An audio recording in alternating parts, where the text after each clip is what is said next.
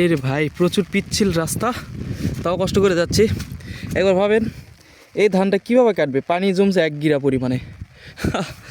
এবারে বর্ষালি মানে বর্ষার সময় যে ধানটা ওঠে আমাদের, ওটা বর্ষালি ধান বলি, ওই ধানটা কাটতে যেরকম কষ্ট হয়, পানির মধ্যে নেমে কাটতে হয়, জমিতে পানি জমে থাকে। দেখছেন পানি কত পরিমাণ উঠছে, যে রাস্তার উপর উঠে গেছে পানি। সো ওই ধানটার মতোই এবারে এই ধানটাও কাটতে হবে, খুব কষ্ট হবে।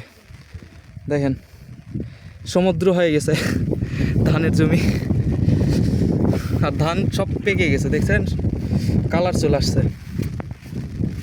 তো চলেন আমি একটু যাই সামনে। আর প্রত্যেকটা ধানের একটাই সিনারিও, যেটা দেখতে পাচ্ছেন এই যে পড়ে গেছে দেখেন এইভাবে। তবে এই জমির সব ধান পড়েনি, কিন্তু যেগুলো পড়ছে ওই ধানগুলোর সমস্যা হবে আগেই, মানে ওগুলা বীজ মানে মাটির সাথে লেগে থাকার কারণে টেকে যাবে। এই যে দেখেন অনেক জায়গাতেই পড়ছে এভাবে, ওই যে দূরে এই যে জমিটার এই সাইডটা পুরোটাই এই অবস্থা। আর এদিকে দেখেন এগুলা তো ধান আসেই নাই, এগুলা হলো আতপ ধান, বুঝছেন? এই যে আতপ ধান, এগুলা আগে সব পড়ে গেছে ভাই।